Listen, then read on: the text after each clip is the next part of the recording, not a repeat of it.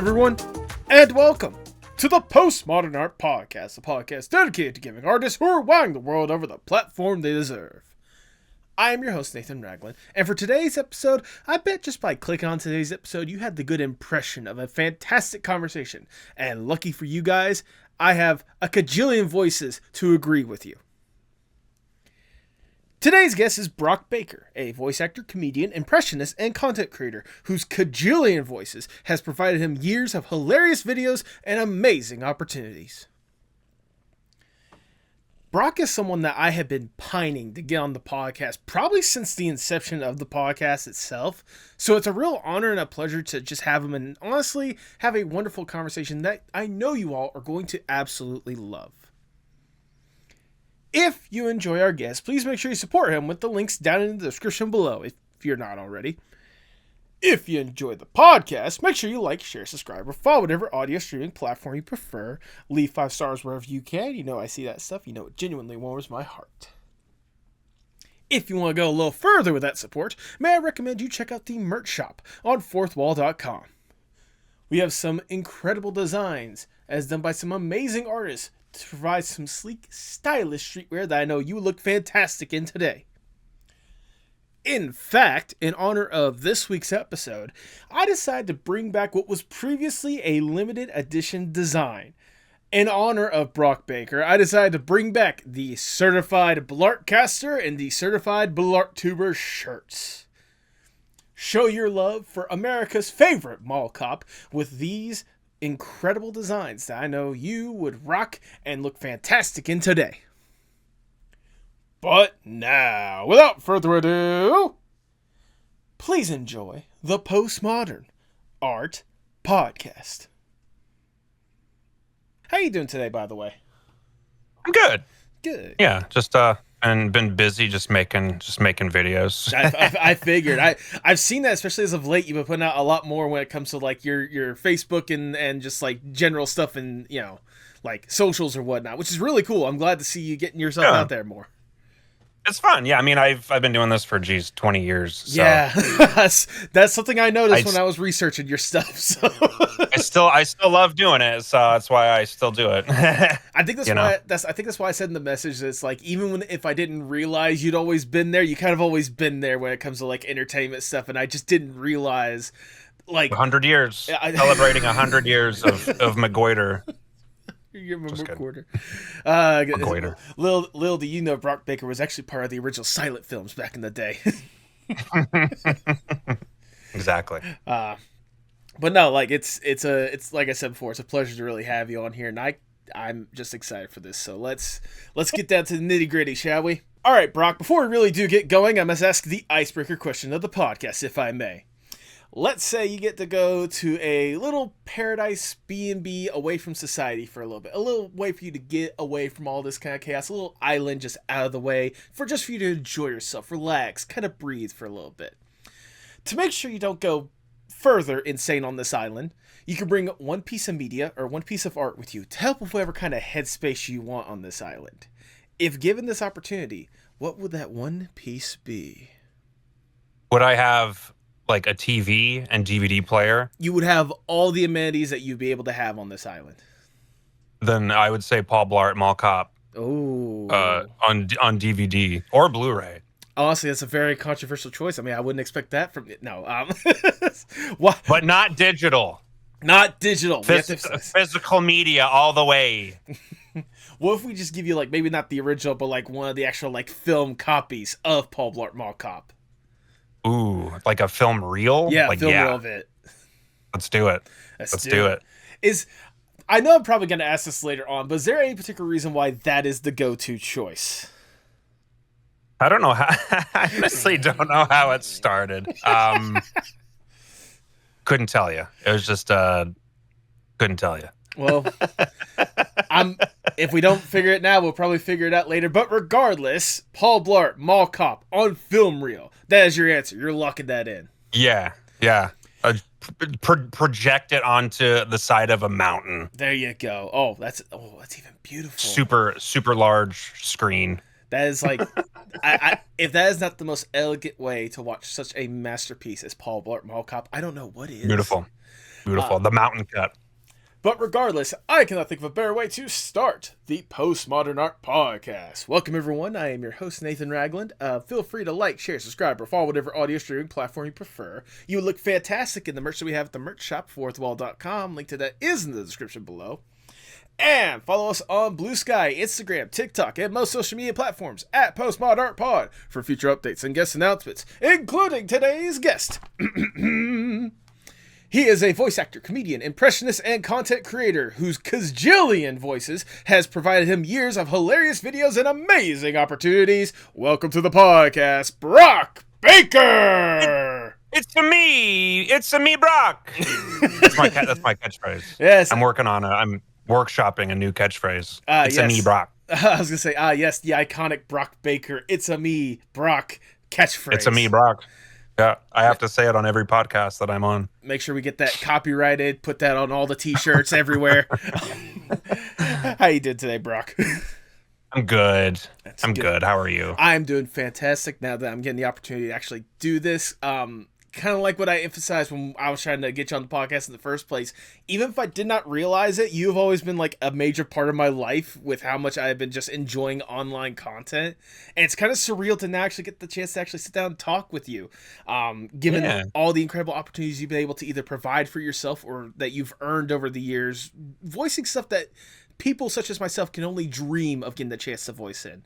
And I'm excited to talk about all that and then some. But before we talk about the stuff you are doing nowadays, I want to go back just a little bit and learn more or less the origin story of Brock. What got you What got you interested in art and animation and even voice acting in the first place? Oh boy. I grew up watching a lot of TV.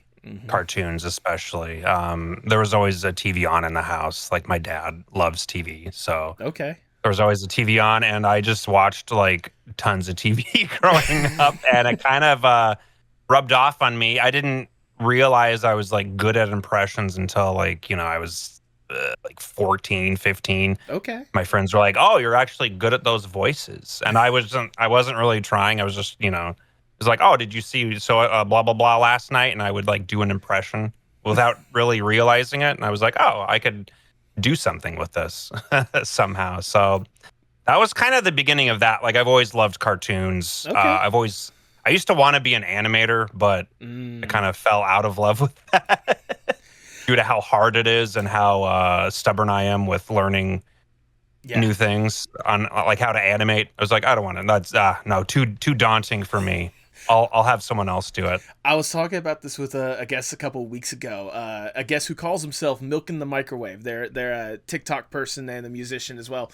And we were just talking about how like while we do love the animation, we do not have the patience to go through and even draw like a single frame of animation. So I love writing animation. I'll write something, but as far as animating, nah. Exactly. I have too much to do. That's like very time consuming. Honestly, especially nowadays, that is extremely valid. What were some of the original like cartoons that you remember just like loving growing up? Simpsons, Animaniacs, Freakazoid. I'm old. I'm almost 40, so I grew up in the 90s, the 1990s. So thank you for emphasizing. Yeah.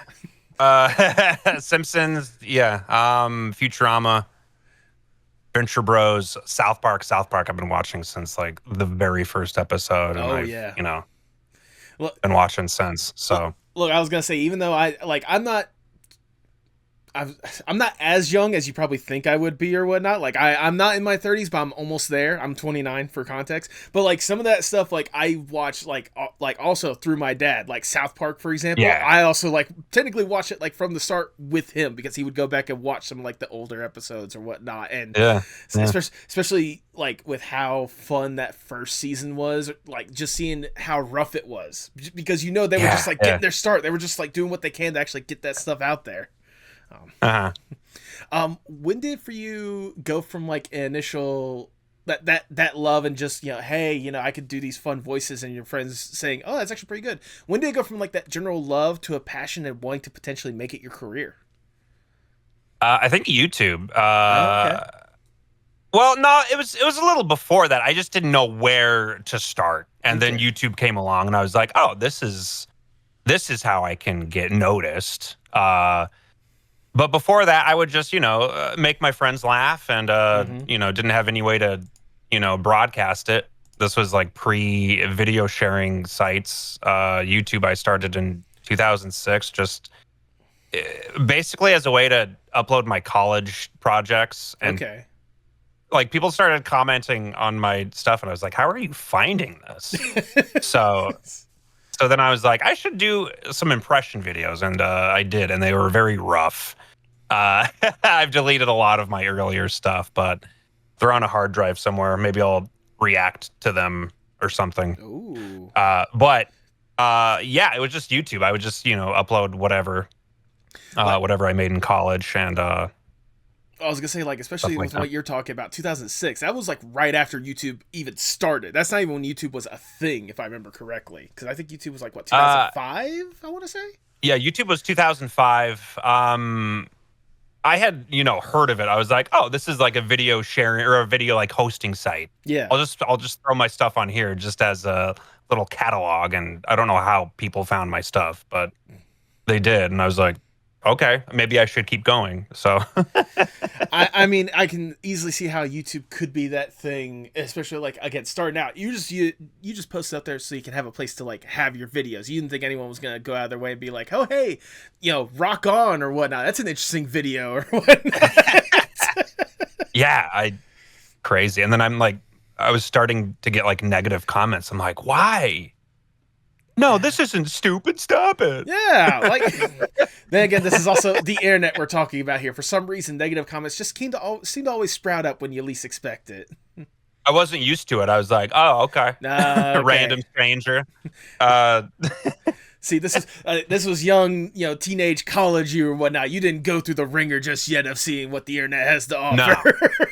no, it was only the beginning. I mean, I've heard it all by this point, but yeah, it was really bizarre to have people like see my stuff and then whenever early on. and then whenever you actually decided, well, maybe I should actually like post stuff to like for people to see or whatnot. Is that how you eventually came around to one of the big videos that you have, which is the 101 voiceover or voices video or whatnot? Yeah, that was pretty early on. That was like I think within 3 months of me uploading videos. Okay. I posted that. I saw a guy post like 100 voices in 5 minutes, and I said I can do that, and I did. You did that and then some, because you not only did 104 minutes, you did 101 in 4 minutes. I did 101 in 4 minutes, and it the quality is it's okay. The quality was what you would expect from YouTube back in the late 2006, yeah, 2000. Yeah, exactly. I mean, 140p. exactly. Goodness. And nowadays, like, I'm pretty sure, like, not even a frame of a video these days has that resolution or whatnot. Nah. Goodness. When did you more or less realize that YouTube could be a way for you to further like express yourself or whatnot? Because obviously, like the voiceover video probably did something, but I also imagine there was a couple of the dubs that you did that may have gotten you a little bit more attention and people realizing, oh wait, this is actually funny, huh? Yeah, the 101 voices, like, yeah, 3 months into just making YouTube, I had like a semi-viral video of the 101 voices that went viral on MySpace, Oh, MySpace.com. the ancient world at this point. And I was like, this is it. I've made it on MySpace.com. But no, I would just make stuff that made me laugh, and then the dubs came along. I grew up watching a lot of Mystery Science Theater and That like makes Space sense. Ghost Coast to Coast. So, that kind of rubbed off on me. And the Rebecca Black video, I was just, it took me like 2 hours to make that. And I was just like, this is funny. Why not? I just threw it up on the internet and it like went massively viral. I haven't hit anywhere near that since. it was just 2011 was just a different time. Well, I mean, like, considering the fact that, like, one, that was the peak time that, you know, the song itself was already going viral as it is, like, you know. Oh yeah. And then for you to just go in and provide some of the most, like, hilarious, borderline brain dead, like, dubs to go in there. Like, yeah, it was so dumb. Yeah, I was just like, what if she sounded like Christopher Walken? And then I was like working on it for 2 hours and I got bored. I'm like, I'll just make him drive off a cliff. I don't want to double this whole thing. And I'm kind of like, I'm kind of glad I did, because I think if I had done the whole thing, I don't know if it would have done as well. Right. People's attention spans would have waned off, but I was just like, just a tight, like 80 seconds. Hit him with a cliff. That was it. If only more directors took that initiative with a lot of today's films or whatnot. All right, we're losing their attention spans. Just hit them with the cliff. That'll bring it back. Hit him with the cliff. Yeah, it was a clip from Kids in the Hall. Yes, it was the car going off the cliff. Even with the music, it was just like that scene. You know. and again, for that dub, that again, you only took like a couple hours to do. For it to just almost instantly just go viral, that had to be like surreal, especially at this point, which is still like more or less the Wild West of what YouTube could be. Yeah, that was insane. It was, even when I made the dub, I'm like, oh, this is way too late, because the song had been out for like a few months. Right. And this, like, you know, today a meme has like a shelf life of an hour. You know, you have to get this out today, or else people will, you know, get bored with it. So exactly, I much prefer the 2011 where you know, memes had a shelf life of like a few months. You know, we're just now it's just like where videos in general had a shelf life of like a good couple months or whatnot, instead of like it's instead of like nowadays where it's like, okay, we gotta get the video out here. All right, that's good. All right, what do we have to post tomorrow, or what do we have to post within like the next hour or whatnot? Exactly. It's just like it's exhausting. So I try not to do too many topical things, because I'm way too late with everything I do. Right. I'm just like, maybe this would have been a hit like 2 months ago. Oops. Yeah, we're still waiting for the like 500 impressions of Shabuzi's A Bart song for you to bring that out. Exactly. So goodness. It's tough. I mean, it is tough, but I mean, regardless, from that being more or less, I imagine one of the big fires that kind of lit you to, is that like, was that dub and like the success of that, did that really more or less convince you, hey, maybe I could make somewhat of a career with this online content creation stuff? Yeah, I mean, I was monetized in like 2008. And wow. You know, I was making like $100 a month, you know, like, but like, yeah, the dubs kind of, you know, changed that for a little bit. You know, YouTube's still tough. Like my stuff does not get views anymore, but TikTok I'm doing okay. Good. Facebook, you know, it's just YouTube that's a tough nut to crack, but I'm trying. As someone that is loosely trying as well, trust me, I get it. Like, I think I've only been paid. Yeah. See, for context, I've had this podcast for almost 5 years now, and I've only gotten paid $100 2-3 times. I want to say, I think it's like 3 times. Jeez, yeah. But that's also because I'm doing like videos that are an hour and a half, 2 hours on a weekly basis, instead of like short form something that I could post like every single day. So you know, it's easy to see how I don't get paid as much as, say, you know, like you were, like even back in the day, like posting like couple minute videos that you put out there and people laugh, constantly want to go back, share with their friends, all that kind of stuff. Yeah. YouTube is so different. Like, even just the views like just dwindle after like a few days, and I'm like, man, I used to like write on views for like months, and then there's just like nothing, just radio silence. Like, not radio silence, but I don't know. I don't know what term I was trying to think of. Kind of like, yeah, it's like it spikes up for like maybe a couple minutes, and then like, consistent views here and there, but like nothing to brag about. Not, you know, it's just like, it plateaus, and I'm like, man, I miss the old YouTube, but I still love making stuff, you know. Oh yeah. I mean, I could tell you still love making stuff. In fact, that again, you are still making stuff here and there. Like again, your Facebook, TikTok, all that kind of stuff. I'm curious. I want to ask at this point, like, what is the process like for you to make stuff? Like, how do you go from like, oh, this would be a funny idea, to something that you put out there and the people laugh for Lord knows how long. I have like a whole list of ideas. Sometimes I just like late at night, I kind of just have like writing sessions where I'm just like, alone, like my wife's in bed and I'm just like writing. Right. And then, yeah, like I do the whole process. I write, I film, I edit. I, sometimes get people to make music or animate for me, but it's pretty much me doing the whole thing. And right. I don't know. I'm a bit of a perfectionist, so I'm like, I don't know if I would trust someone else to edit my stuff, because like I always add stupid stuff as I'm editing. Right. Oh. No, like I get that mentality more than anything else, because there'd be times where I'm just like editing something. Like, what was it, early this year? I did a like award show thing for the podcast or whatnot, where I had like fans voting on stuff, and there was just like little things that like I added here and there that I don't think anyone else would have thought of if they were looking at how I had the timeline set up. Because in fact, that I had like my vision in my head, just like you have your vision on like how you want this thing to turn out, and sometimes it's like, okay, I know exactly how I want to do this, and then like while you're editing, you're like, it'd be funny just to add like a random Vine boom or something like that in here, like something that will get a nice little additional chuckle, or oh my god, why didn't I think of this before? Let's add that in there. Like, you're not sure if there's editors that would have that same mentality. No, like I always, I love like out of place sound effects.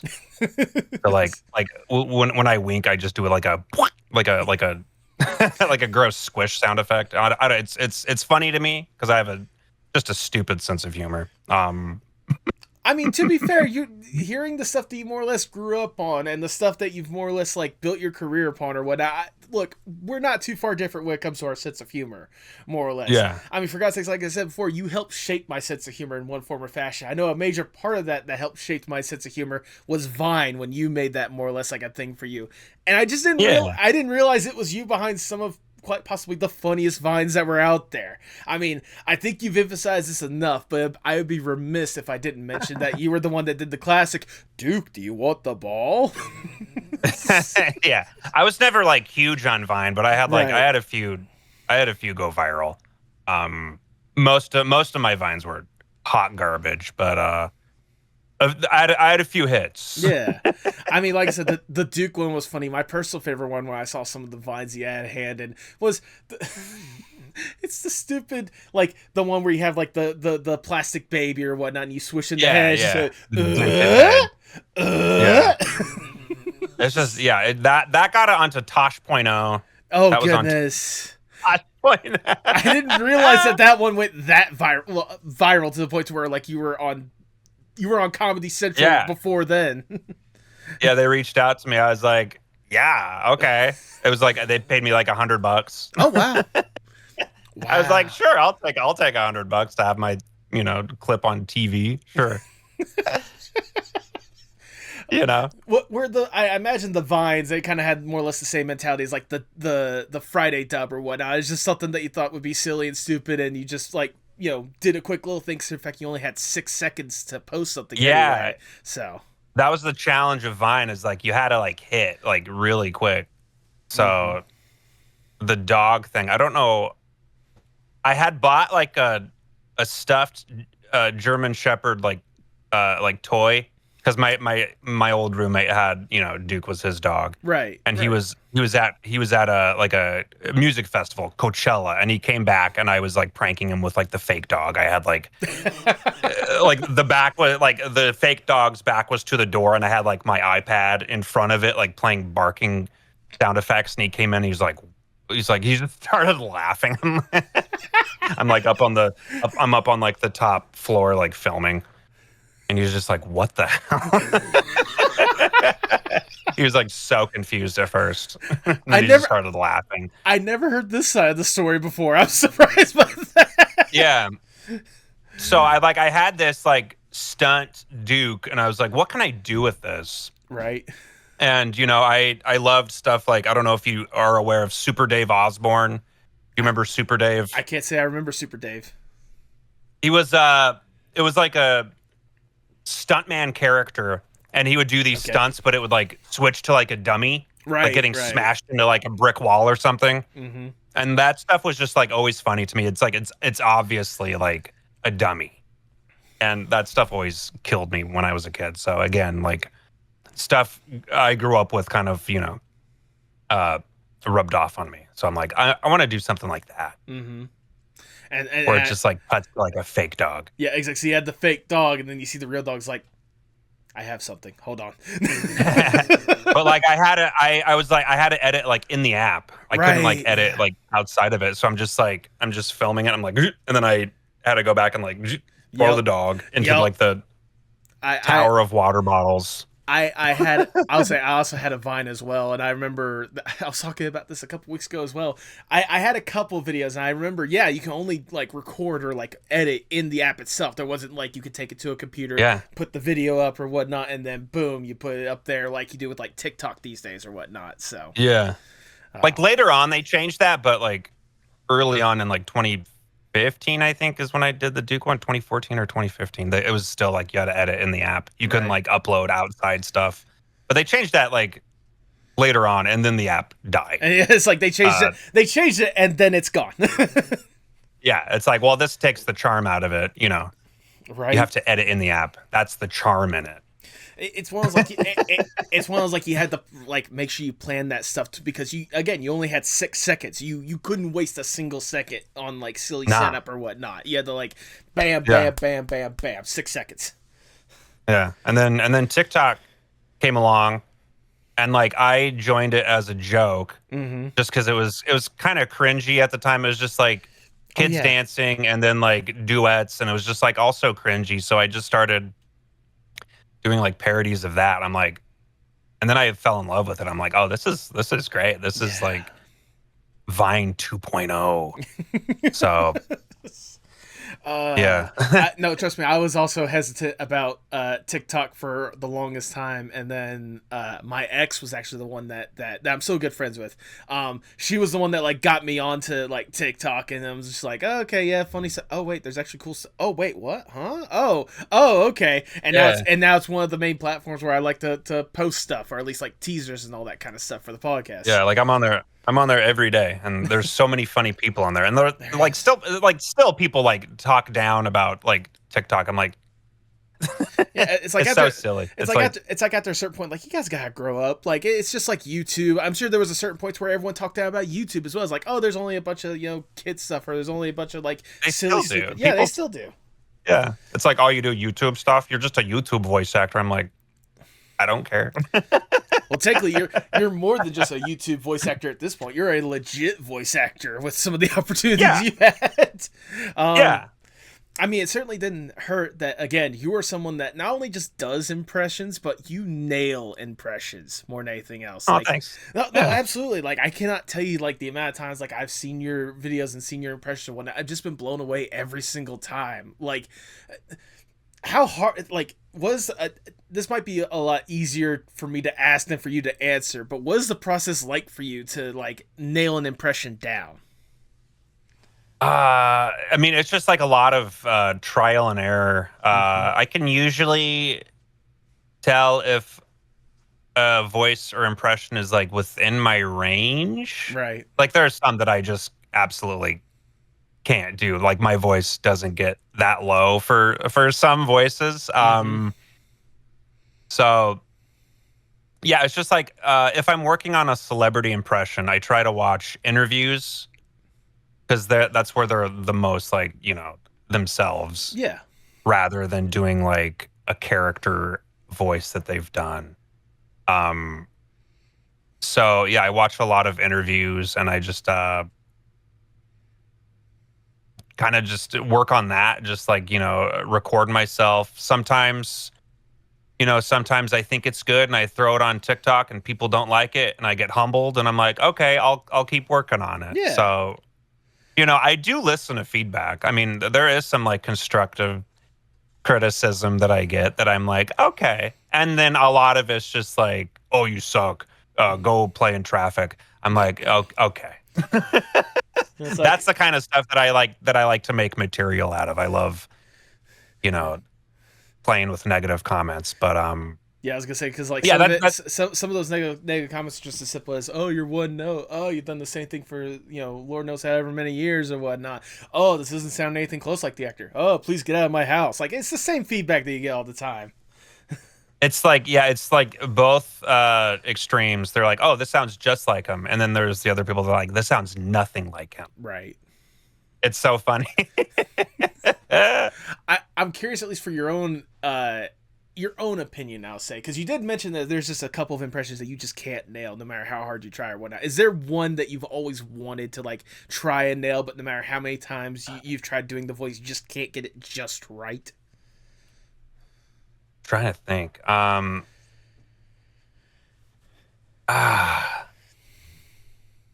I mean, there's ones that like my Winnie the Pooh. I think it's good sometimes, but I'm like, sometimes I listen back and I go, I should have done, a little better. Would love to perfect that one, even though I've, gotten some cool opportunities Oh yeah, with my Winnie the Pooh.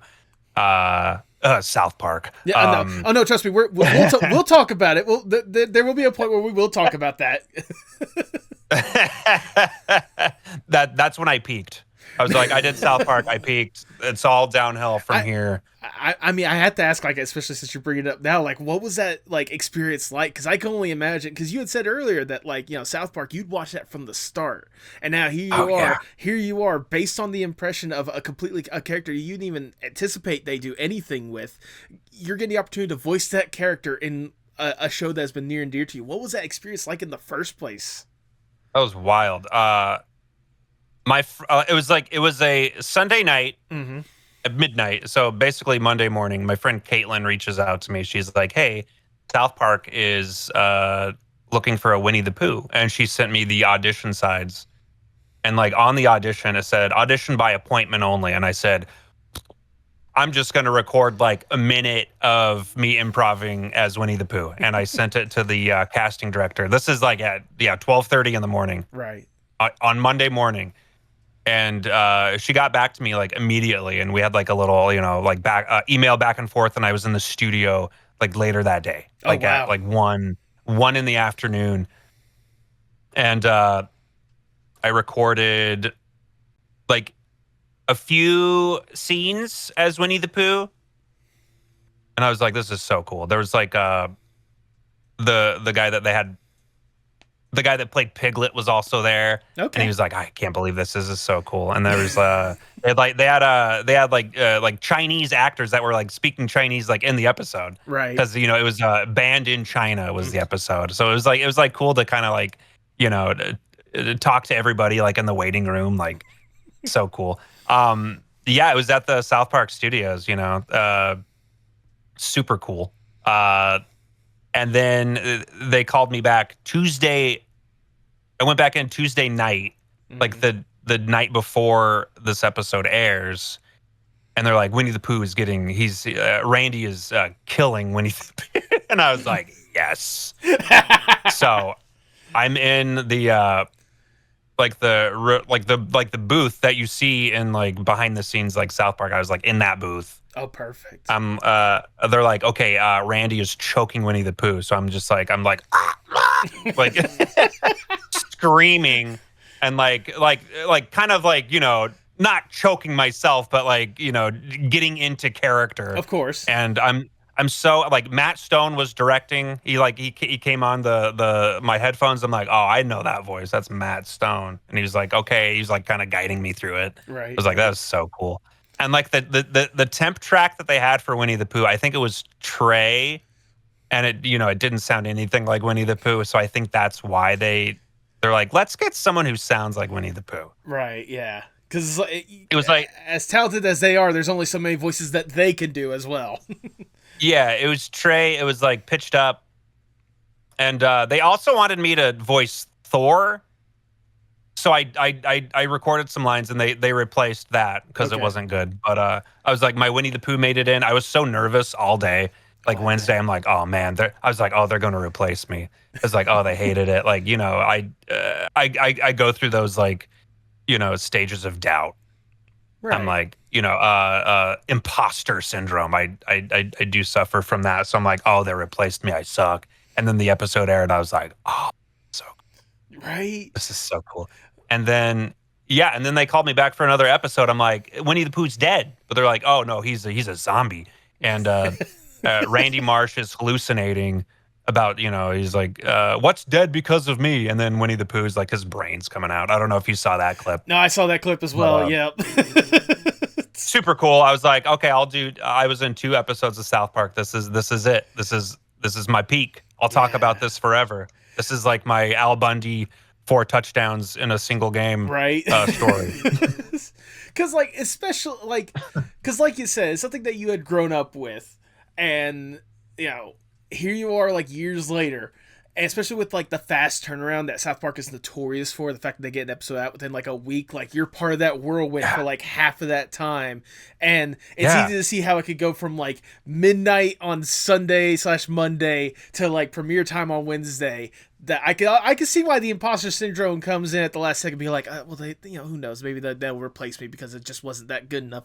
But yet, in such a short amount of time, you have a story that's going to last a lifetime more than anything else. Oh yeah, I was like, that was such a surreal experience. Like they don't really have many guest voices on there, so I was like, this is cool. And like I used a fake name. So my name, like Brock Baker, isn't in the credits. It's Brevin Daniels, which is like a character that I used to do like years ago. So I was like, okay. I was kind of I was afraid of Disney because I was like, oh, I want to work for Disney someday. They're not gonna like this, but I'm like, I've done so many like the Goofy puppet, like Damien, like Goofy wants his money. I'm like, there's no way I'm working for Disney. I'm like, I was like, man, I should have put my name in there. Whatever. It's. And I mean, hey, I can still talk about it. I was saying, hey, even though you know you didn't, you know, even though you may or may not still get the chance for voice for Disney, which I'm sure you'll get an opportunity to, especially with how again, maybe. I got my fingers crossed. At least you can say you do a really good job with Disney characters. Again, like, you know, the Winnie the Pooh, especially like Disney's version of Winnie the Pooh, and especially the Goofy stuff, which is another thing I was definitely going to bring up. Gore. Where's my yucking money? Where's my mother yucking money? I have to know what was the catalyst for that just series in the first place. That came from TikTok. I saw there was a guy, Hassan is his name. He did like Mickey puppet stuff. Yeah, the Mickey reacted or whatnot. That was either like, oh, that's super fun. What are you doing? Like that kind of stuff. Exactly. I'm like, that's so cool. I was like, I wonder if they have a Goofy puppet, because I'd love to do some Goofy stuff, and they did. Yep. Which has since been discontinued. So I'm like, I hope my Goofy puppet lasts forever. You got to like preserve that in like a like one of those like vacuum seal bags or whatnot to make sure it doesn't ruin and only bust it out when you need it. Exactly. But yeah, I got the puppet, and then I just kind of improvised a scene. Like Damien was in the kitchen. Damien was my old roommate. Right. Damien was in the kitchen doing something. I don't think he even knew I had a Goofy puppet, and I'm just like, where's my money? It just kind of came out. And people loved it, and I'm like, oh, I should do more of these. Right. So it kind of became a whole thing. Like it started as improv, and then I kind of scripted out the rest of the season. So that was a lot of fun. I loved doing that. It was a good time. But it kind of just like came out of nowhere. Really. Yeah. Once again, it goes back to like the early stuff that we were talking about with like the Friday dub and like some of the Vine stuff. Like it just kind of comes out of nowhere, catches fire for some random reason, and just like you keep going with it. Yeah, it's just lightning in a bottle. Like, you know, I couldn't like recreate that. It was just like, you know, it's just lightning in a bottle. It's just, you know, I have like a lot of random viral things, and then a lot of like not viral things that I thought would go viral but didn't. But That's the game. Yeah, that's unfortunately how it is when it kind of the internet stuff. Like, look, I relate to that so much, especially when it comes to this channel, because there's some interviews that to where like I get like certain guests, I'm thinking, oh, people are gonna want to come and see more about this guest, like they're gonna want to learn everything that they can, and I'd be lucky if it hits like a couple hundred views, and then I have. Yeah. Other episodes that's like it's it's a good conversation. I'm sure I'm gonna get like the normal audience, and it blows up to be like my most viewed videos on my channel.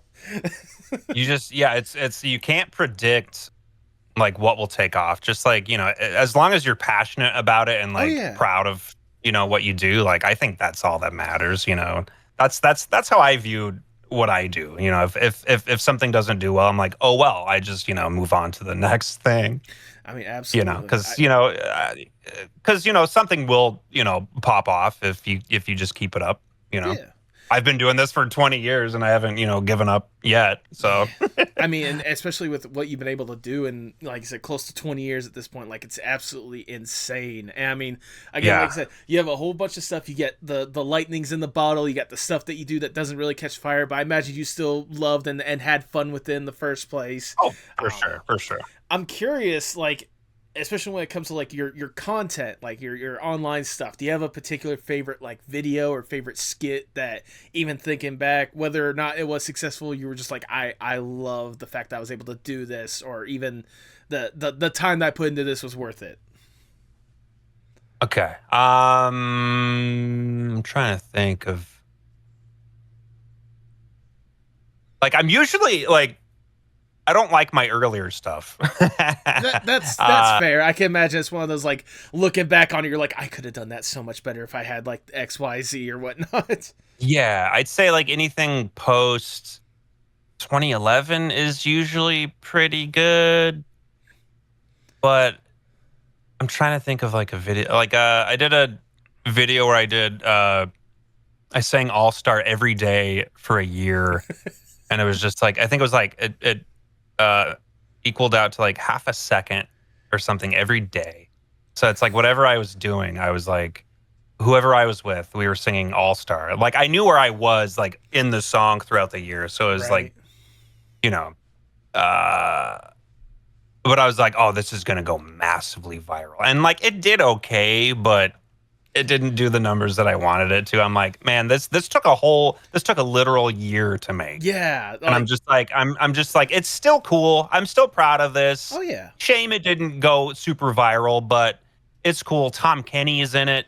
Will Forte's in it. Like, I was like, it's super cool. I love that video, Yeah, I mean, like, especially when you take that long to do something, like, you're gonna be proud of it whenever it's done and it's finally out there in the world. I can understand why there's that bit of you just like, God, I wish more people like watch that kind of thing. But also, like, again, you spent a whole year doing it and you actually got it done instead of letting it sit on a hard drive for Lord knows how long, Yeah, it was a massive like undertaking. I'm like, I'm never doing this again. I was like, if this does well, I'll do another one. I'm like, no. It did do well. I was like, there was like moments where I had to like cheat. Like, I'm just gonna like film around my house because I missed a week, But most of the days, I would say 300 days, I filmed day of. Well, that's why I didn't do successful. It wasn't purely 365 days. People you had to cheat. People knew. Like, that was filmed the same day. Sorry. Yeah, no, we can tell. We look at the very individual molecules of details that's on each individual frame. Exactly. Oh, goodness. And even then, like, again, with 20 years of just like the online content, that alone is impressive. But then you actually focus on the voice acting work you've been able to do. That again goes back to like some of those impressions and whatnot. The fact that you've gotten so many like cool opportunities to work with so many incredible creators. I mean, I have a literal list of opportunities that we could easily talk about, but I want to talk about one of the ones that is probably the most that people would maybe know you for. Or at least they know of this the most and may not even associate with you for all that we know. How in the world did you become the Yo Mama voice? This was after the Friday dub took off. Mm-hmm. Like Zach and Alex, who created the channel, they like hit me up and they're like, "Hey, we're doing animated Yo Mama jokes, and we want you to be like the spokes guy." So, but I think they knew they wanted like a Patrick Warburton sounding voice, but I auditioned with like 5 voices, and they picked the Patrick Warburton one, and that, yeah, it was kind of like that. That's just how it happened. I was like, okay. And I still remember the first joke was, "Your mom is so fat, she needs cheat codes for the Wii Fit." A very 2011 joke. Extremely 2011, but still very funny, especially if you know.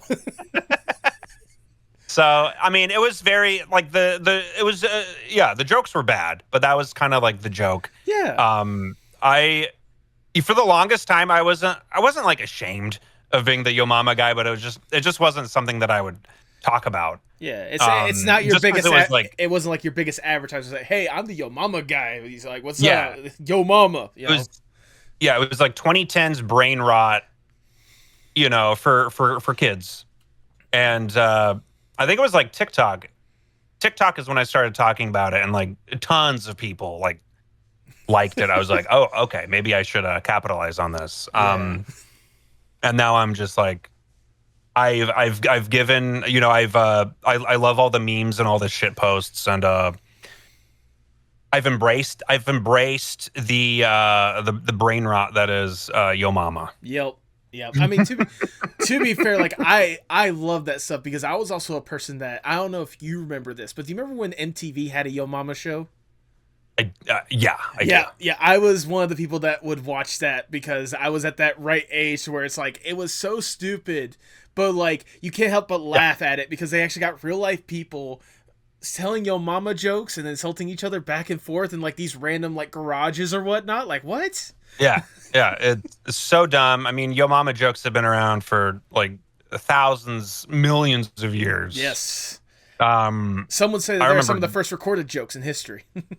Yeah, I remember like telling Yo Mama jokes when I was in like 5th grade. Right. So. and now you're one of the people to where like anytime you hear Yo Mama, there's a good chunk of people that probably think of your name or your voice whenever they say Yo Mama. Like a lot of people probably think like we created the format, which no. They've been around forever. That format's always been around. It's just you guys were the ones that kind of took it and made a more material version of it, rather than just like word of mouth at the end of the day. Yeah. Yeah. And I'm so glad you brought up the memes, because I will say, for me, I don't know why, but I always laugh whenever I see any Yo Mama memes, specifically like the Yo Mama Xbox Live, like that one in particular. It's so stupid, but I can't help but laugh every single time. The weird like mix-ups. Like, Yo Mama's so fat she bought tickets to Xbox Live. Like, exactly. It's so stupid, but I love it. Goodness. Do you have a personal favorite Yo Mama joke? Oh man, it's like picking a favorite kid. I don't know. Right. I love them all equally. We don't have a favorite kid, but we have a least favorite kid. No, I'm joking. That's an old Letterman joke. That was a fun like project. Oh yeah. The Yo Mama jokes. Yeah. I've kind of embraced the brain rot of the Yo Mama jokes. Like the comments that I get, they're like, this was my brain rot. Right. It kind of makes me it makes me feel good. Like I love how, people loved that channel like when they were kids, I'm like, that's cool. Yeah, no, absolutely. And like, again, that's just one of the like the biggest ones that people would recognize you for or whatnot. I mean, I got some of the other ones I got written right here. You've done voices for Cyanide and Happiness, Ollie and Scoops, Ed's World, which is the opportunities with Ed's World is like really cool, I gotta say. There's I just recorded one recently. I don't know when that'll be out, but there's a new Eduardo episode. It's gotta be cool coming out later this year. It's gotta be cool to like, especially given the legacy of that show or whatnot. It's gotta be like really cool to have like a significant voice in that kind of series. Oh yeah. It was Chris O'Neill at first, and then once Ed died, R.I.P. since Chris was like friends with Ed and not really the other people involved, he didn't want to do it anymore. So they asked me, and I was on board. Yeah. I was like, yeah. I was basically doing my best version of what Chris did, because he created the character of Eduardo. So of course. I was doing my best impression, but I think it's it's become like its own thing. Yeah, and especially so, with, like oh, sorry, go on. I throw in improv whenever I can, whenever I'm recording, and sometimes it makes it, and I'm like, yeah, that's cool. That's cool. Especially with like how indie animation is. It's always fun whenever you can like throw in a little bit of like just a little extra than what's put in there, and then they take the time to put that little extra in there and make it an official part or something. Like, it's always fun to see that kind of stuff. There's one thing I really wanted to ask about, because I know you had mentioned it before, and this goes to someone that I'm actually a huge fan of, more or less. How in the world did you provide the voice for the pilot of the Jellies? The Jellies. I did a whole like TikTok about that, but Tyler, the creator himself, like found me on YouTube. Nice. Yeah. He found me on YouTube, and he's like, his agent reached out to me, and they're like, hey, Tyler wants to work with you, because he found my impressions on YouTube. I'm like, right. Wild. So like I met up with him at like a skate shop in LA. I was living in LA at the time. And we were talking about what this character should sound like. And I think I sent in, this is a weird audition process, but like I sent in like 15 different reads of Cornell until they finally like, yeah, that's the one. So I think we did like 7 episode. This was all on his app. Yep. Little golf. They're on YouTube. Somebody uploaded these to YouTube, so they're it's perfect. not lost media. But then it got sold to Adult Swim, and I saw the trailer. I'm like, that's not me. So I mean, it's still a super cool opportunity to work with Tyler, and very cool. Like Kevin Michael Richardson was in there. Right. Met him. Didn't get to record with him because they only had like one microphone, so we couldn't do any like ensemble recordings. But gotcha. That was super cool. Oh yeah. Look, I mainly bring that up because, as you could probably tell from the giant poster that's behind my shoulder for the audio listeners, I'm a huge Tyler fan. Like, that is like my number one like dream guest if I could ever bring one on the podcast. Yeah.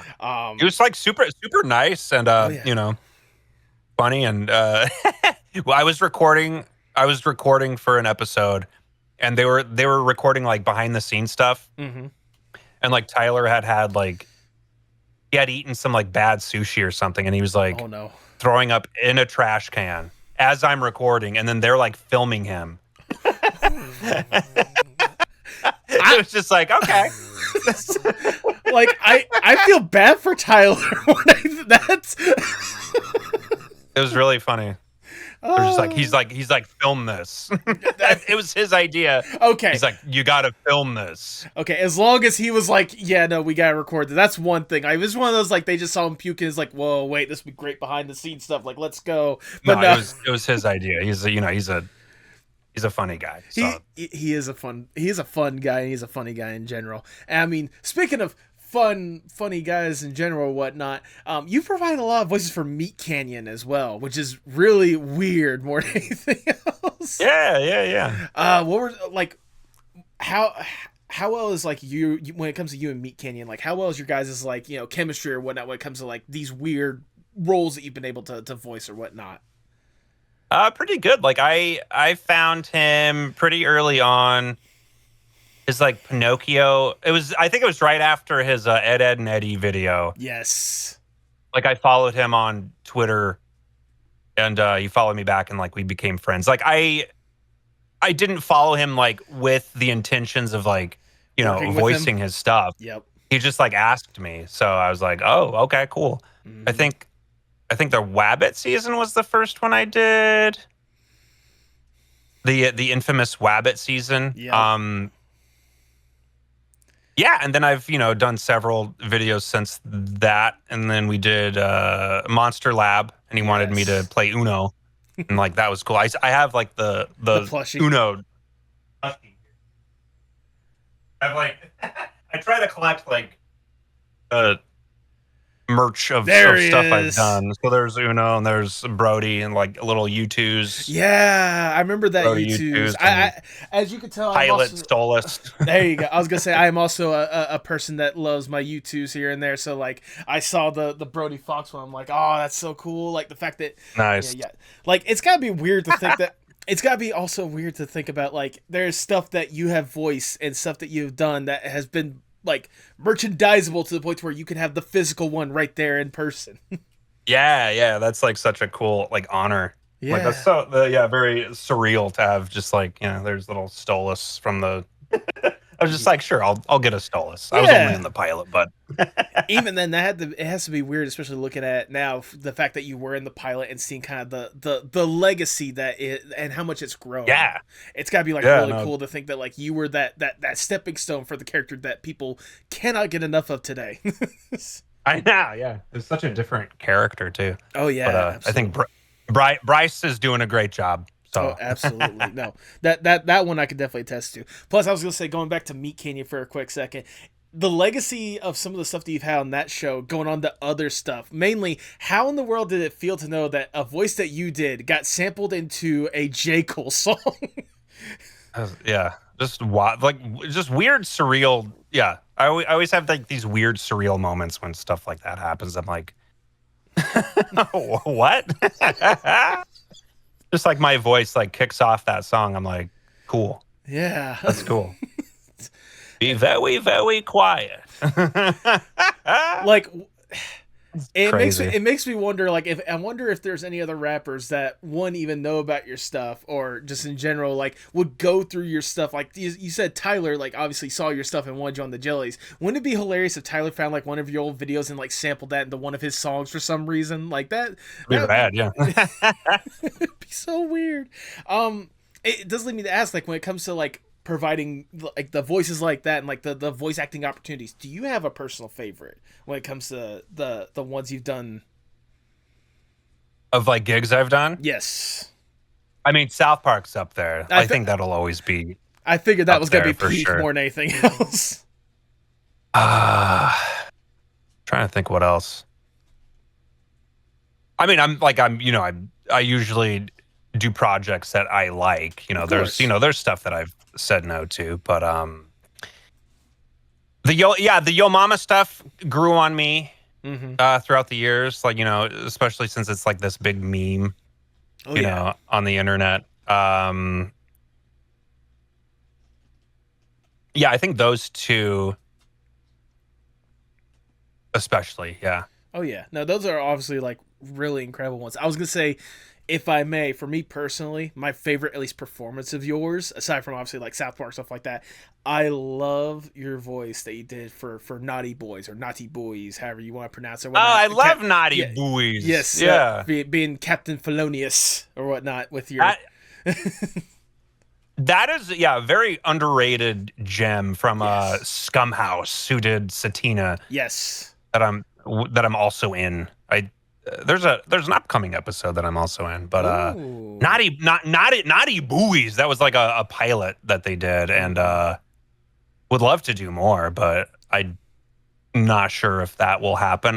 Just that whole like the style of it was so cool. The style of it was good. The performance that you gave of, well, essentially boiled down to you basically just doing a Matt Berry at the end of the day. It's a Matt Berry for sure. Looks like someone will go down and have to take a look-see. Yeah. Just the way they animated that with his butt cheeks bouncing. I'm like, I love when cartoons get like silly and cartoony. Absolutely. I'm not a fan of like these puppety like Family Guy like Toon Boom shows. You know what I mean? No, I get what you're getting at. I get like what you're getting they're at. fine, but they're not.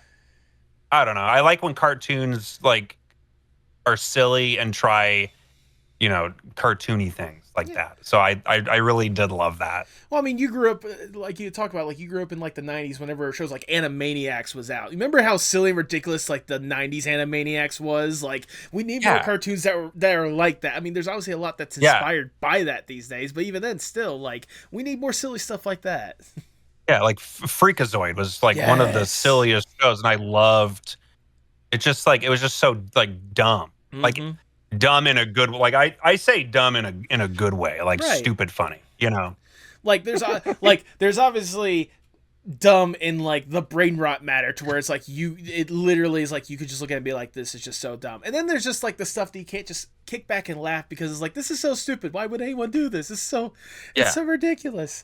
Like South Park does dumb like to a T, like perfectly. You know, I was gonna say, like you mentioned, what was it, Animaniacs, Freakazoid? Remember the Beetlejuice cartoon that was out in the 90s? I love Beetlejuice. I have that on DVD. The whole shebang. I do as well. The whole entire complete set. Yeah. Goodness. I mean, and even then, like, especially going back to Naughty Boys, I wish there was like, I hope they get the opportunity to do more stuff because Goonshire really had something like really cool with that. Yeah. And plus, I just need cool like. Yeah, I need. It's just such a cool style, like the background and like. Yes.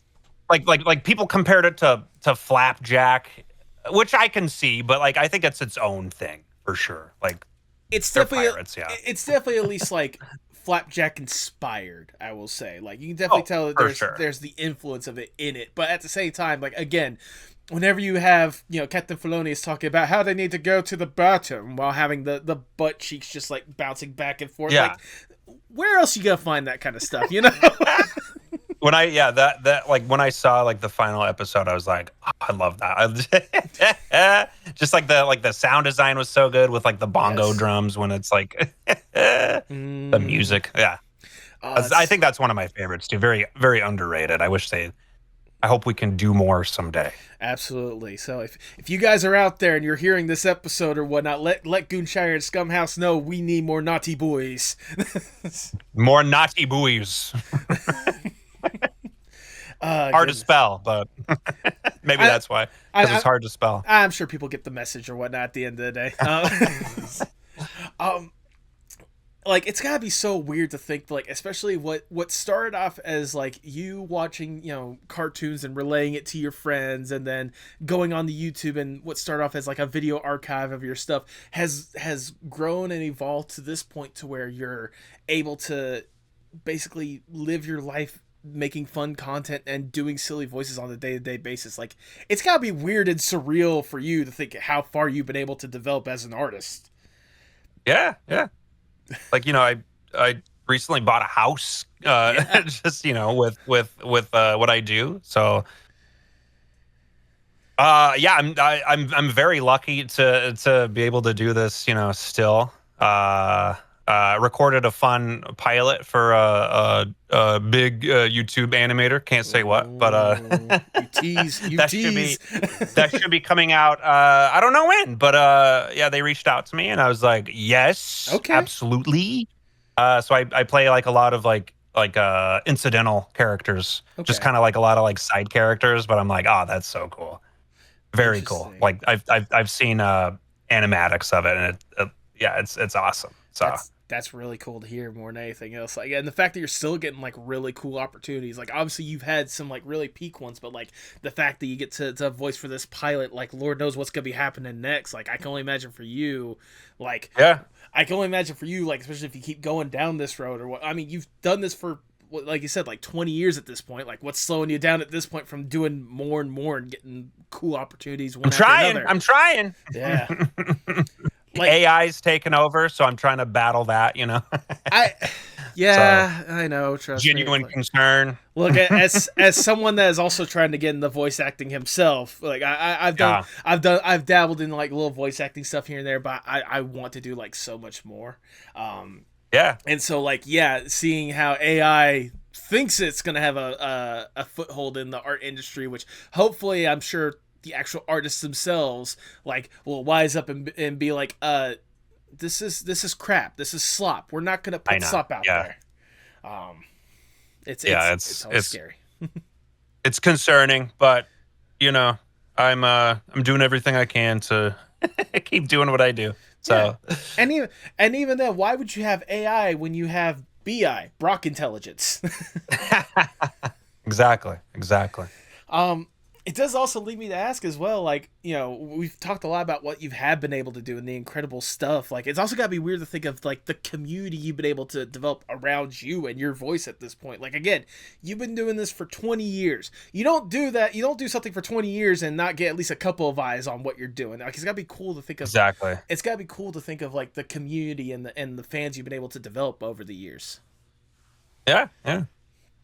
Like I can only imagine again how surreal it must be to think like again, wow, there are people that actually care about what I do and actually want to see me do stuff. What are you guys doing here? Yeah, no, it's really it's nice. Yeah, absolutely. And especially again as you keep going down this path and doing a little bit more. What if for this next question, if I may, what if we go a little bit above and beyond? Because Brock, I want to give you more or less the dream scenario, if I may. Let's say I am Big Shot Mr. Moneybags. I come up to you and I'm like, look, Brock, we know you can do some incredible stuff. We've seen what you've been able to do. Trust me, it is very much catalog. We've seen all the shows. We've seen all the videos. We could have probably spent our time more wisely, but we love what we got to see. And we want to get, we know there's a potential chance to do more. You just need a little extra push, a little extra platform to get you to that point. We have access to everyone and anyone in whatever industry possible, and more money than there should be possible. We probably should be taking care of the artists that are probably giving you these opportunities, making sure that they have, stable living wage, health insurance, all that kind of stuff. We'll focus on them a little bit. We promise. We promise. Right now, we are focusing on you and you alone. If given this opportunity, what would be the Dream Brock Baker project? Dream Brock Baker project. I mean, I've always wanted to have like an animated series. Okay. I don't know if I would want to be a showrunner just because of the internet. Of course. Dogpiling on showrunners all the time. I don't know if I could handle that stress, but would love to at least be like a supervising whatever. Like I'd love to like write and voice, obviously. Oh yeah. Yeah, I just like I have many ideas. I just don't know. I don't know. Maybe that is my next step is to like pitch something. I don't know. Interesting. But I have so much. I'm very like ADHD, so I can't. That's valid. That's understandable. I need to focus on I need to focus more on what makes me money. Okay. So. Well, I'll tell you what. But I can understand why that question's a little bit overwhelming or whatnot. What if we take it like at least? That's all right. What if we take it like a step down and maybe instead of dream project, what about the dream role? Like, what would be a role or a type of role that you haven't had a chance to work on yet that you would love to just like get in there and voice? I'd love to be like a series regular on. Obviously everyone has like the dream job of like being on. Of The Simpsons, right? Or like I would love to be on a show that goes for 40 years. Give me the money. There you go. no matter how bad the show gets, give me the money. Yeah, I'd love to be like a series regular on something. Yeah, even if it's like an indie and like I love indie animation, I've done so much. Indie animation has more freedom. Oh yeah. You don't really have to like answer to network executives.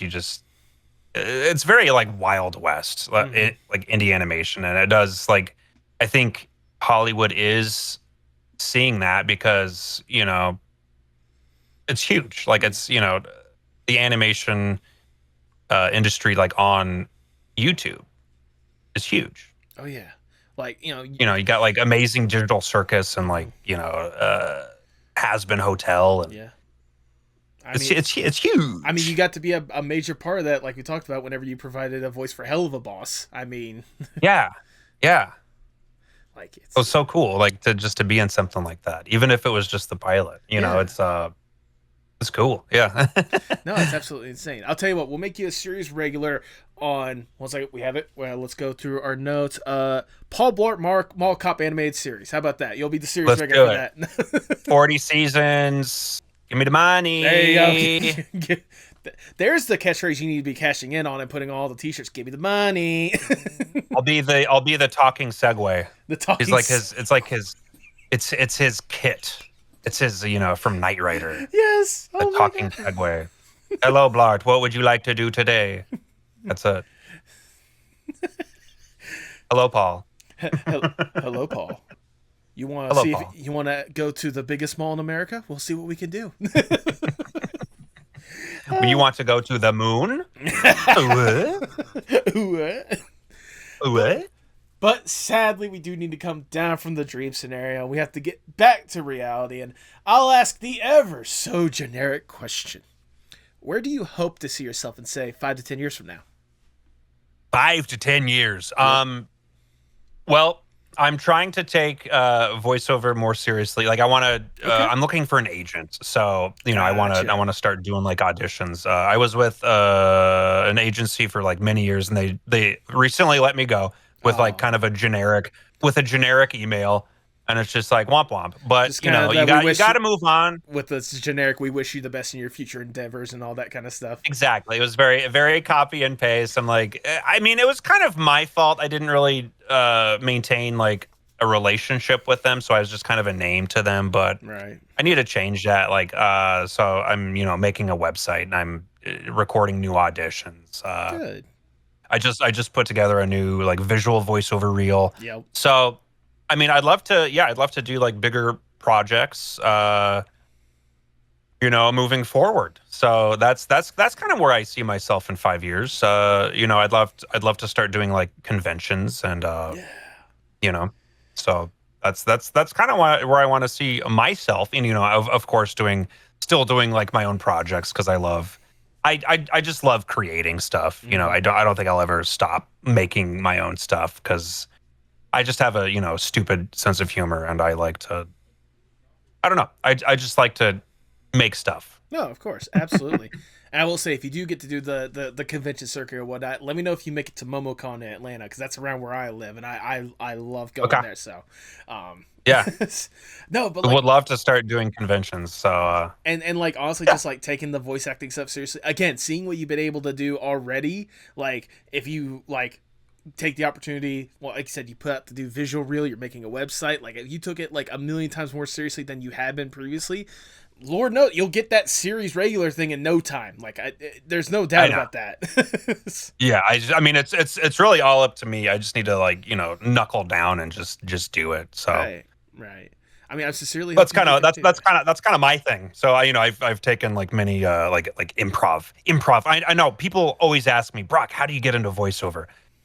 It's kind of a complicated question, but acting classes, improv classes, voice acting classes, like those are like the main three. Okay. And like a lot of people can do impressions, but can those people be the character? Like what does this character sound like sad? What do they sound like angry? Like you have to really, it's a lot to think about. You say that, it just reminds me of the video that you posted of whenever they were looking for the new voice of Rick and Morty, and just had like the casting director had to hear the same to people like, oh god, yeah, exactly. Like it's one thing to sound vaguely like the character, but it's another thing to really embody the character.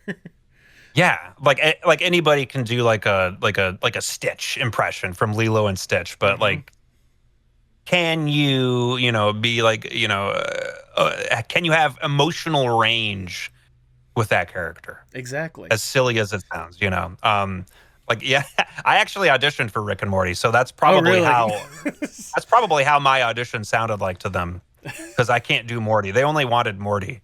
And gotcha. like I had a callback. Like I had like the team on the phone. I was just like, I don't know what I'm doing. I know I'm not going to get this, but that's not the right attitude to have. Even then, regardless, I didn't realize you'd gotten at least that point where you had a callback. That's kind of interesting. I was just like, why?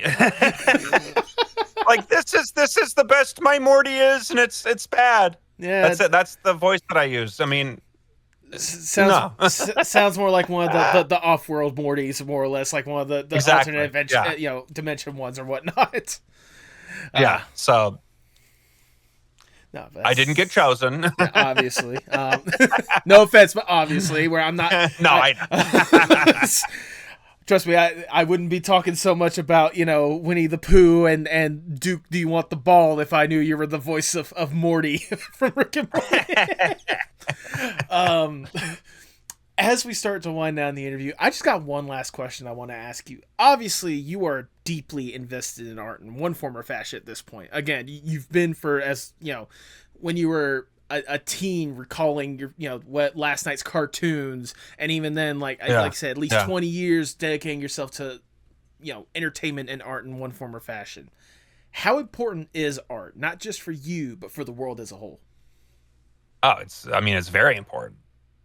Without art, Earth is Yep. Art is really important. Like I love getting comments that are like, "Oh man, I've been going through a lot, but this like made my day. Like this made me laugh." Like I love having that effect. Yeah. Yeah. No, art is important. Comedy is important. Art and comedy forever. AI can eat a fart. Yep. AI can eat a fart. Put that on a shirt. And I'll buy it. I'll buy it and I'll wear it. You know what? That'll be a shirt live right now in the Postmodern Art Podcast merch shop. I'm going to make that a thing. AI can eat a fart. And then quotes Brock Love Baker. Love it. Brock Baker 2025. If it's cool with you, Brock if I can Baker put your 2025. If it's cool with you, I can have your name on my merch shop. Yeah, put it in quotes and Brock Baker. Yeah, 2025, and maybe like a picture of my head at the bottom. I'll be sure to do that. I got you covered. But I think sincerely, even with the AI can eat a fart, genuinely, that is wonderfully worded, if I do say so myself. Brock, that is all the questions I have for you. Obviously, I've already showered you with Lord knows how much praise at this point, but I'm going to shower you with a little bit more because it's my podcast. I do what I want. I love praise! There you go. You should love that praise. I mean, I can see you have at least some love for praise because, again, you've been doing this stuff for years at this point. Like, you've really... Every single time I look at, like, the content, whether you're pushing out nowadays or content that you pushed out, 15, 20 years ago, like, I can see that there's a lot of love with what you're doing. Like, there's always I can tell there's a lot of genuine love and passion for what you're doing. And that's why I appreciate more than anything else. Like, no matter how silly and ridiculous or how simple and, hashed out the idea is or whatnot, I can tell that it's a lot of fun. And I always enjoy just anything that you're more or less able to put out there. Like, genuinely getting the chance to talk to you today, it's something that's super surreal. I'm pretty sure you were one of the people that whenever I first made the podcast, I made like a giant list of people I wanted on the podcast. And I'm 90% sure you were one of the names that were on there because you've always had that kind of like cool effect and cool impact on me in my life. And I really do appreciate it. Thanks, man. It genuinely means a lot that you have been and you continue to do incredible stuff day in and day out, and I'm excited for whatever's gonna be next because you legitimately are one of the most talented voice actors that I see, point blank. Like, not on the internet, not on YouTube, like point blank. You have such a way of like really embodying whatever character, whether it be a well-known character or some new one we may have never met before. And it leaves me excited to see what opportunities you could potentially get from here on out. The long and short of it is, sincerely, Brock, thank you for what you do, especially for as long as you've been able to do it. And please keep up the incredible work because you deserve all these opportunities and then some. You've earned all these opportunities and then some. And I'm excited for whatever opportunities are going to come next for you. So thank you. Well, thank you. I appreciate that. That was very nice. hey, I speak nothing but the truth on this podcast. Why would I lie to you? I already got you here on the podcast. Why would I lie to you? Now, people, for some reason, want to see more about your content and they're not already following you beforehand. Go ahead and plug yourself for the people at home. Where can people find more about you and what you do? Okay, my name is like different on everything because other people took Brock Baker. How dare you? I can only be the only Brock Baker. How dare they? Highlander, there can only be one. But on YouTube, on YouTube and Twitter, I am Brock Baker. On TikTok, I am Brock Baker Official. On Instagram, I am Brock Baker 86. What am I forgetting? Facebook, I'm Brock Baker Fans. There you go. I think that's it. That's the big five, as they say. And if you miss any of those links, I'll be sure to have them in the description below, and any other ones you may have missed. I got you covered. Don't worry about that. Nice. Do you have any final words before we do sign off? Final words. Paul Blart Mall Cop 3. When? And also, I'd be remiss if I didn't at least do Paul Blart Mall Cop, Paul Blart Mall Cop, Mall Cop, Paul Blart. That I find myself randomly singing that at times. That's how much of an impact you've had on my life. Okay. Oh, thank you. Like I can only. I'm sorry. I got to ask this before we actually do sign off. I can only imagine the hundreds, if not thousands, you have spent on Paul Blart Mall Cop stuff. I just hundreds. Let's not. Pulls out a life-size Paul Blart Mall Cop like body pillow or something like that. It's not that much. I swear. I want to get more. Yeah. Well, no, hey, but I'll say, hey, get the certified Blart tuber shirt that I sent you the link to or whatnot. There's some good Paul Blart stuff. I have to. I had a custom fanny pack made on Etsy. Nice. That just says Paul Blart Mall Cop. And they laughed when I sent them the request. They're like, okay, this is awesome. We've never done one of these before, but Kevin James has to have like at least commented or noticed it before, hasn't he? I don't know. Maybe he's like, oh, this guy's weird. Keep this guy away from me. Well, no, we're gonna get the opportunity. There's gonna be one of those conventions where you and Kevin James are gonna be in the same place, and it'll be destiny. It has to happen, James, people. Come on out. On a Segway. There you go. I wish. And with that, all I have left to say is for the people at home, if you can, please pay your artists. Pay your artists. Not AI. AI can eat a fart. Keep it in.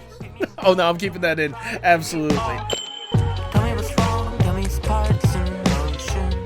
Sing me a song, tell me your eyes can all open. Show me it all, put me up in the car you drove when you used to call. Show me it all.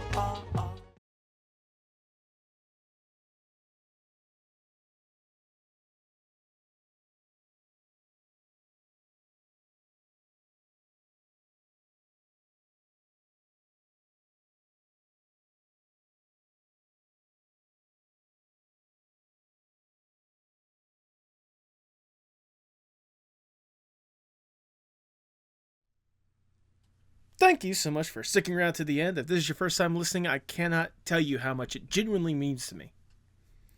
Like I said in the intro, Brock is someone that I have been itching to get on the podcast for the longest time, and I'm glad we were able to make that connection and get this conversation going, because this was a dream come true. And Brock, if you've gotten up to this point, sincerely, thank you. Like I'm not joking when I say it is an honor and a pleasure to get to know someone that has been able to be as successful as you are.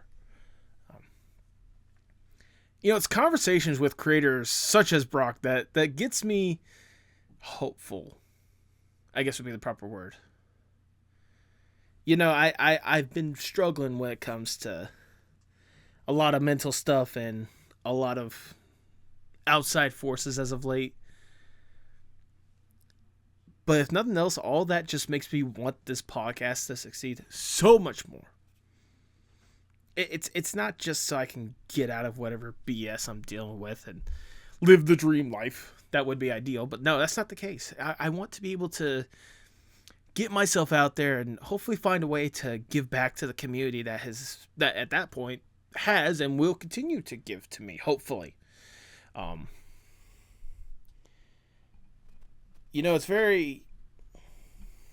It's always interesting when considering, how should I word this? I see stories like Brock's, or some of the other incredible guests that have been able to make a living off of this stuff, and I can only dream of getting to that point. And, you know, with life being the way that it is right now, it just makes me hungry for it more and more. That's why I don't want to stop doing this. Like, don't get me wrong, I might be going on a little bit of a break soon. I don't know yet. Still kind of up in the air depending on how things work out IRL. But, you know, at the end of the day, if I could just continue to do what I love... How should I word this? I think you guys kind of get what I'm getting at, hopefully. What I hope to do is that if I can keep going strong with this, continue to make incredible connections, and continue to provide you guys with some worthwhile, entertaining conversations that I know you guys are going to absolutely love every single chance you get to hear it, then that makes it all worth it for me, more than anything else. Hopefully you guys continue to show that love, not just to this podcast, but to the guests. Because they absolutely deserve it. They earned it. There's a reason why they are here. And hopefully I can continue to earn your guys' love and respect and support at the end of the day.